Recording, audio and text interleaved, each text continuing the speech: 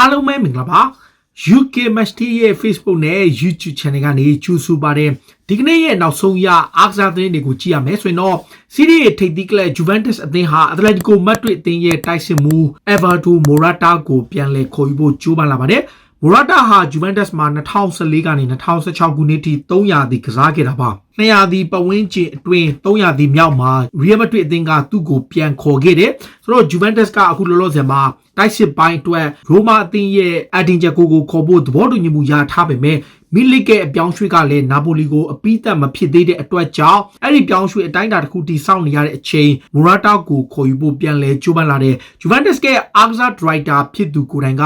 Morata ကိုစိတ်ဝင်စားကြောင်းနဲ့ပြန်လဲခေါ်ယူခြင်းနဲ့ဆိုပြီးတော့ပြောကြားထားတာပါ။ Juventus ရဲ့နီးပြဖီယာလိုကသူ့ရဲ့အသင်းပေါ်ဟောင်းဖြစ်တဲ့ Morata ကိုပြန်လဲခေါ်ယူခြင်းတာပါ။ဒါအပြင်တစ်ချိန်တည်းမှာပဲ Manchester United, Everton နဲ့ Leicester City အသင်းကတော့ City Club Inter Milan အသင်းရဲ့တောင်မန်ကစားမ Ivan Perisic ကိုခေါ်ဖို့ကြိုးပမ်းနေတဲ့32နှစ်ရှိတဲ့ Croatia တောင်မန်ကစားမဟာဘိုင်မြူနစ်မှာ100တီအငှားသွားကစားပြီးတော့ဖလားတိုးလို့ရခဲ့တဲ့တကယ်တမ်းခြေစွမ်းပြနိုင်ခဲ့တဲ့ကစားမတစ်ယောက်ပါဆိုတော့ Ivan Perisic ကိုလက်ရှိနေထားရ Inter Milan အသင်းကရောင်းချမယ်သူ့ကိုယူရို15သန်းနဲ့တန်း20ကြာရင်ရောင်းမယ်လို့ပြောထားတယ်သူ့ကိုခေါ်ခြင်းတဲ့ကလင်းတွေကအထူးသဖြင့် Premier League ကလပ်တွေကအဓိကခေါ်ခြင်းနေတဲ့ Everton အသင်းက Carlo Ancelotti ကလည်းအသင်းရဲ့တောင်ပန်တိုက်စစ်ပိုင်းကိုအားဖြစ်ခြင်းနေသလို United တို့ Leicester City တို့ကလည်းစောင့်ကြည့်နေတာပါ Antonio Conte ကတော့ရီယာဒီအပြောင်းရွှေ့ဈေးကမှာကစားမတွေကိုထပ်မံခေါ်ယူခွင့်ရဖို့ Ivan Perisic ကိုသူတို့ပြန်လဲရောင်းထုတ်ဖို့စဉ်းစားနေတာလည်းဖြစ်ပါတယ်တခါ Manchester City အသင်းရဲ့ကွင်းလက်ကစားမIlkay Gundogan ကတော့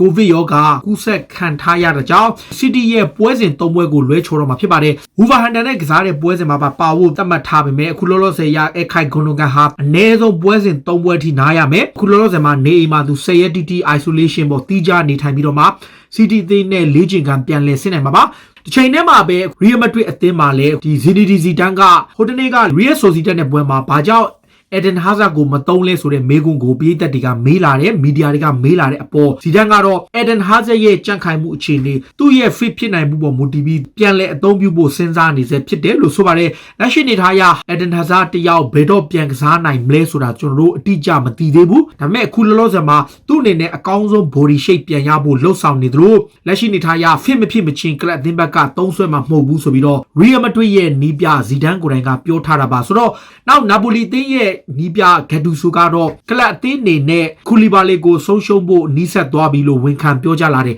29နှစ်ရွယ်ရှိတဲ့ Senegal နောက်ခံလူကို Manchester City လိုက်နေတဲ့စောပိုင်းတုန်းက Manchester United အပါအဝင် Paris Saint-Germain လို့အသင်းတွေကလည်းလိုက်နေတာပါခုလောဆယ်မှာ City ဘက်ကကူလီဘာလီကိုစိတ်ဝင်စားစေဖြစ်ပေမဲ့ City နဲ့ Napoli ကြားမှာပြဿနာတွေရှိခဲ့တဲ့အကြောင်းအဆင်မပြေဖြစ်နေတာကသူ့ရဲ့အပြောင်းရွှေ့ကိုမေကွန်းထုတ်စရာတွေဖြစ်တယ်ဒါပေမဲ့ကူလီဘာလီရဲ့အပြောင်းရွှေ့ကိုဂတ်တူဆိုကိုယ်တိုင်ဝန်ခံထားတယ်သူ့အနေနဲ့စက်ထိန်ထားနိုင်မှုခက်ခဲသွားပြီလို့ပြောထားတယ်ဆိုတော့ဒါကိုကြည့်ချင်းအပြည့်ကူလီဘာလီတယောက်သူ့ကိုခေါ်ခြင်းနဲ့ Manchester City ကိုပဲပြောင်းပါလားဒါမှမဟုတ်ဘယ်အသင်းကိုပြောင်းမလဲဆိုတာကိုစောင့်ကြည့်ရမယ်နောက်လီဗာပူးအသင်းကဟိုတနေ့က Super Sunday မှာလမ်ပတ်ရဲ့ Chelsea ကိုနိုင်ပြီး Premier League မှာနိုင်ပွဲဆက်နေတယ်အဲ့ပွဲမှာ2ဂိုးမရှိနဲ့နိုင်တဲ့ပွဲရဲ့အဓိကအပွဲအဆုံးဖြတ်ဖြစ်သွားတာက Christensen ထုတ်ခံခဲ့ရတဲ့အကြောင်းပါပထမပိုင်းပြီးကနေမှာ Sadio Mane ကိုပြစ်ဒဏ်ကျူးလွန်လို့ Christensen နီးကပ်ပြခံလိုက်တဲ့အချိန်မှာလီဗာပူးရဲ့ bench တစ်ခုနဲ့လီဗာပူး staff တွေဝန်ထမ်းတွေနီးပြအဖွဲ့ဝင်တွေလက်ခုပ်တီးကြတယ် Christensen ထုတ်ခံတဲ့ကြောင့်အဲ့ဒါကိုယာကန်ကလော့မကြိုက်ဘူးဆိုတော့ချက်ချင်းပဲသူလှည့်ပြီးတော့သူ့နောက်ကလူတွေအားလုံးကိုသတိပေးတယ်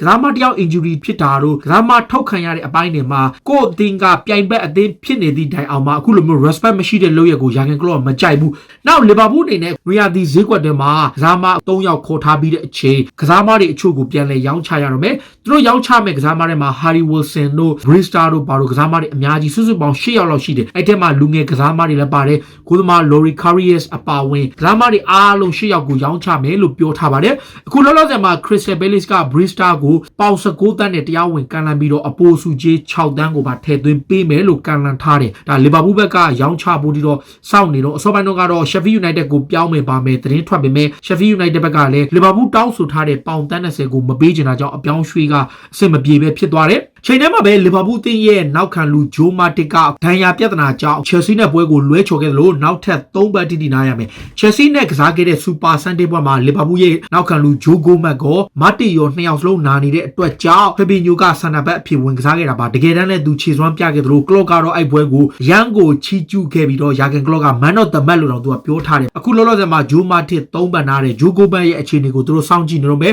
ါပေမဲ့တေးကြတာတော့မာတစ်ဟာအာဆင်နယ်နဲ့ပွဲစဉ်ကိုတော့တေးကြပေါက်လွဲချော်ပြီလို့ဆိုပါတယ်အာဆင်နယ်အသင်းပါလေဒဏ်ရာပြဿနာတွေရင်ဆိုင်ရတဲ့အချိန်သူတို့ရဲ့အားထားရတဲ့ဘယ်နောက်ခံလူကီရင်ထန်နီဟာဒီဝက်ဆန်နဲ့ပွဲစဉ်လေးမတိုင်မီမှာ hip injury ပေါ့ခါတန်ရရသွားတယ်ဒါပေမဲ့အဲ့ဒဏ်ရာဟာအရန်ကြီး serious ကြီးပြင်းထန်သွားတဲ့ဒဏ်ရာမဟုတ်ပဲအပေါ်ယံဖြစ်သွားတဲ့အတွက်ကြောင့်အဲ့ဒီပွဲကိုသာအနာပေးဖို့လိုအပ်ပြီးကီရင်ထန်နီရဲ့ဒဏ်ရာဟာမကြခင်ပြန်လဲတက်တာလာမယ်ဆိုပြီးတော့နီးပြမီခေအာတာတာကပြောထားပါတယ်ဒါကြောင့်သူကလီဗာပူးနဲ့ကံမဲ့ပရီးမီးယားလိပွဲစဉ်ကိုပြန်လဲပါဝင်နိုင်မှာပါအာဆင်နယ်အသင်းကတော့အခုလက်ရှိမှာအိုဇေးနဲ့လူကတ်ထရေရာကိုရောင်းထုတ်ဖို့လုပ်နေတယ်အဓိကသူ့အနေနဲ့ပြောင်းရွှေ့ကြီးထိုက်တိုက်တန်တန်ရရှိဖို့နဲ့ကစားမအသစ်တွေခေါ်ဖို့အတွက်သူတို့အနေနဲ့ငွေလိုနေတယ်ထရေရာကို AC မီလန်တို့ CD ကလပ်တွေအပြင်အက်တလက်တီကိုမက်ဒရစ်ကနောက်ဆုံး latest ကလပ်အနေနဲ့ခေါ်ယူဖို့ကြိုးပမ်းခဲ့ပေမဲ့နောက်ဆုံးမှာတော့အက်တလက်တီကိုမက်ဒရစ်ကအငှားပြီးတော့မှအပိသက်ခေါ်မယ်ဆိုတဲ့စာချုပ်ကြောင့်သူတို့ပယ်ချထားတယ်နောက်ဆုံး transfer market ကအောက်တိုဘာ9ရက်နေ့မှာကုန်မှာပါအဲ့ဒီမတိုင်ခင်ထိတော့သူတို့အနေနဲ့ကစားမတွေအားလုံးကိုရှင်းထုတ်ပြီးတော့သူတို့လိုချင်တဲ့ Hassan Aouar ရဲ့အပြောင်းရွှေ့ Thomas Partey ရဲ့အပြောင်းရွှေ့ဖြစ်လာနိုင်ဖို့သူတို့ကြိုးပမ်းနေတယ်အာဆင်နယ်ကအခုလူငယ်ဂိုးသမားလေးကိုလည်းအပိသက်ခေါ်ယူလိုက်ပါပြီအိုက်စလန်ကဂိုးသမားလေးပါဒီယွန်ကနေအပိသက်ပြောင်းလာပြီးတော့1.5သက်နဲ့အာဆင်နယ်ကအပိသက်ခေါ်ယူလိုက်ပြီဖြစ်ပါတယ်အာဆင်နယ်ရဲ့လူငယ်ကစားမမထီယူဂွမ်ဒူစီကတော့မီခဲအာတီတာရဲ့အသင်းမှာသူ့အနေနဲ့အနာဂတ်လုံးဝမရှိကြောင်းသိရှိသွားပြီးတဲ့နောက်သူဟာကလပ်အသင်းကနေထွက်ခွာဖို့ transfer request ပြောင်းရွှေ့ခွင့်ကိုတောင်းဆိုလိုက်ပြီးဆိုအာဆင်နယ်အသင်းအနေနဲ့ဘယ်လိုဆုံးဖြတ်မလဲဘယ်လိုရောင်းချမှာလဲဆိုတဲ့အကြောင်းကိုဆက်ပြီးစောင့်ကြည့်ရမှာပါလက်ရှိနေထားရ Manchester United အသင်းဟာ Gary Neville ကိုယ်တိုင်က Crystal Palace နဲ့ပွဲမှာကလပ်အသင်းကခြေသွမ်းပိုင်းအားမရမှုတွေကိုကြည့်ပြီးတော့ဆန်နာဘက်ဘိုးနောက်ခံလူတယောက်လိုတယ်လို့သေချာပြောခဲ့တယ်သူတို့တိုက်စစ်မှုထက်ဘိုးနောက်ခံလူဟာတကယ်အရေးပါတဲ့ခေါ်ယူမှုဖြစ်လာနိုင်လို့ပြောထားတဲ့အချိန် Manchester United ရဲ့နီးပြဆိုရှာကတော့သူတို့အနေနဲ့ဘိုးနောက်ခံလူတယောက်ကိုထပ်မံခေါ်ယူသွားမှာမဟုတ်ဘူးဆိုပြီးတော့ဆိုရှာဘက်ကအတီးပြုတ်လိုက်တယ်ဒါကိုကြည့်ချင်းအဖြစ် Eric Bailly ရဲ့ဒီ Lindelof ရဲ့ကိုသူအားကိုပုံရတယ် Harry Maguire နဲ့တွဲကစားဖို့တစ်ဖက်မှာဆိုရှာကဒီလိုပြောထားပေမဲ့တင်းရဲ့အမှုဆောင်ကြိုးဖြစ်တဲ့အဘူဘူကတော့ကလပ်သင်းအနေနဲ့ right player ကို right price ဖြစ်တယ်သူတို့လိုချင်တဲ့ကစားမဟာထိုက်တန်တဲ့ပြောင်းရွှေ့ခြင်းမျိုးဖြစ်ရင်သူတို့အနေနဲ့ဝယ်ယူသွားမှာပါဒါပေမဲ့ဘသူပဲဝါကိုဝယ်မယ်ဆိုတာတဲ့ဈေးကွက်တွေမှာ available လည်းဖြစ်မယ်ပြောင်းရွှေ့ကြီးထိုက်တဲ့တန်ဖိုးလည်းဖြစ်မယ်သူတို့အသင်းရဲ့ budget နဲ့သတ်မှတ်ထားတဲ့စံနှုန်းနဲ့ညီတဲ့ကစားမဆိုရင်တော့အောက်တိုဘာ9ရက်မတိုင်မီမှာအရခေါ်ယူပေးသွားမယ်လို့ပြောထားတယ်ဆိုတော့နောက်ဆုံး report တစ်ခုကတော့နည်းနည်းလေး strange ပြရာသီအဖွင့်ဘက်မှာရှုံးသွားတယ်ပြီးခဲ့တဲ့တရားလုံးတိုက်တာနဲ့ social ပေါ်ကိုဝေဖန်မှုတွေလည်းရှိနေတဲ့အချိန်ဒီ Manchester United ပြည်သက်အချို့နဲ့တချို့ media တွေမှာတော့ social ကိုထုတ်ပြီးတော့ Leeds United ရဲ့နီးပြ Marcelo Bielsa နဲ့အစားထိုးတင်တယ်လို့ပြောထားတယ်ဗျ Bielsa ကတော့တကယ်ဝါရစ်ထိတ်တန်းနီးပြတယောက်ပါဒါပေမဲ့ social တိစောက်နေတဲ့အသင်းမှာ social ကိုထုတ်မယ်ဆိုတာတော့တိတ်တော့မသေးကြဘူးဒါပေမဲ့အဲ့ report ထဲမှာတော့ social နေရာမှာ Marcelo Bielsa နဲ့အစားထိုးခြင်းတယ်ဆိုတဲ့သတင်းတွေဖော်ပြထားတယ်ဗျဒါကတော့အရန်ကြီးတော့ popular ဖြစ်တဲ့သတင်းမျိုးမဟုတ်သလိုပြည်သက်တွေကလည်း Bielsa ကတော့ဘလောက်ပဲအတွေ့အကြုံရှိရှိ United အသင်းမှာလည်းအံဝင်ခြင်းပါမလားဆိုတဲ့အကြောင်းအရာတွေပေါ့ဒါပေမဲ့လက်ဘလော့နေထားရ social ရဲ့နေရာမှာအစားထိုးဖို့ပြည်သက်တွေကအလိုရှိတယ်ဆိုပြီးဖော်ပြထားတာပါ Tottenham Hotspur ရဲ့ဘယ်နောက်ခံလူ Danny Rose ကတော့ City ကလပ် Genoa ကိုပြောင်းရွှေ့ဖို့သဘောတူညီပြီးတော့မှနောက်ဆုံးအဆုံးသတ်ပြက်ပြေသွားလို့ Spurs အသင်းမှာဆက်နေရမယ် Danny Rose အနေနဲ့လက်ရှိနေထားရကလပ်အသင်းမှာသူ့ကိုနံပါတ်လုံးဝမပေးထားတဲ့ကြောင့်သူ့ရဲ့အနာဂတ်ကလည်းမရေရာဘူးဘယ်အသင်းကိုပြောင်းရမလဲမသိဘူးအစတော့ Genoa ကိုပြောင်းဖို့လှုပ်ထားပေမဲ့အစိမ့်မပြေဖြစ်လို့သူအသင်းသစ်ထက်ရှာရအောင်ပါ Spurs အသင်းဟာတစ်ချိန်တည်းမှာပဲ Queen လေကစားမ Dele Alli ကိုလည်းရောင်းချဖို့ပြင်ဆင်နေတဲ့အချိန်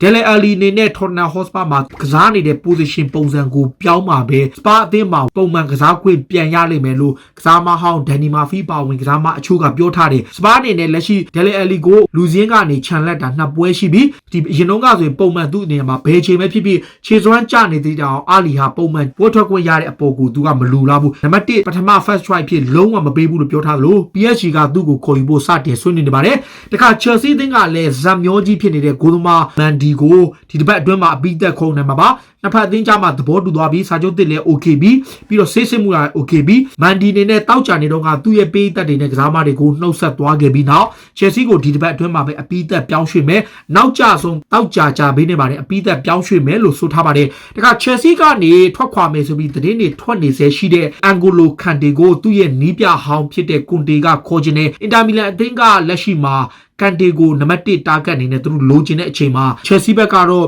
ရောင်းချဖို့အစီအစဉ်မရှိဘူးဒါပေမဲ့ဒန်ဂလန်ရိုက်စ်ကိုဝက်ဆန်ကနေအရန်ခေါ်ခြင်းနဲ့လမ်ပတ်ကိုအရန်လိုချင်တယ်ဆိုတော့ကန်တေလီကစားမမျိုးကိုချယ်ဆီအနေနဲ့ရောင်းချမှာပဲရိုက်စ်ကိုဝယ်နိုင်မယ်ဒါပေမဲ့လာဂဇက်တိုဒယ်လူစပေါ့သတင်းစာကတော့ကွန်တေကကန်တေကိုရဖို့မရအောင်ကြိုးပမ်းနေတယ်လို့ဖော်ပြထားတယ်နောက်ရီယယ်မက်ဒရစ်အသင်းရဲ့ကစားမလူကာယိုဘစ်ဟာဒီနှစ်လိုရာသီမှာပဲချယ်ဆီကိုရောက်ဖို့အခွင့်အရေးရှိခဲ့တယ်ချယ်ဆီကတီမိုဗာနာကိုမခေါ်ခင်လူကာယိုဗစ်ကိုအရင်ကမ်းလှမ်းခဲ့ပြီးတော့ချယ်ဆီကခေါ်ဖို့လီနီရခဲ့ပြီးတော့မှနောက်ဆုံးချယ်ဆီကစိတ်ပြောင်းပြီးတော့လူကာယိုဗစ်ကိုဖယ်ချပြီးတော့မှတီမိုဗာနာကိုခေါ်သွားတာဆိုတာကယိုဗစ်ကိုချယ်ဆီကကမ်းလှမ်းတယ်ယိုဗစ်ကအမှန်တမ်းပြောရင်ချယ်ဆီကိုပြောင်းဖို့စဉ်းစားနေပေမဲ့ဒီပရီးမီးယားလိမှာသူ့အနေနဲ့အခြေကျမလားဆိုပြီးတော့သူကိုယ်တိုင်ကလည်းညင်းကျင်တဲ့ပုံစံဖြစ်သွားတဲ့အခါမှာချယ်ဆီဘက်ကနောက်ဆုတ်သွားတယ်ယိုဗစ်ဘက်ကပြောတာကတော့သူချယ်ဆီကိုညင်းလိုက်တယ်လို့ပြောထားတယ်ဒါပေမဲ့တစ်ဖက်ကချယ်ဆီကလည်းသူတို့ယိုဗစ်ကိုခေါ်ဖို့မဆုံးဖြတ်ပဲနဲ့နောက်ဆုတ်သွားခဲ့တယ်ဆိုပြီးတော့ပြောထားတယ်ဘယ်သူကအမှန်လဲတော့မရှိဘူးဒါပေမဲ့အခုလောလောဆယ်မှာတော့ RB Leipzig ရဲ့ကစားမတီမိုဗာနာကိုချယ်ဆီကနောက်ဆုံးမှာခေါ်သွားခဲ့တာပါဂျူဗန်တက်စ်ကမခေါ်တော့ဘူးလို့ဆုံးဖြတ်ထားတဲ့လူဝစ်ဆွာရက်စ်ကိုအက်တလက်တီကိုမက်ဒရစ်ကစ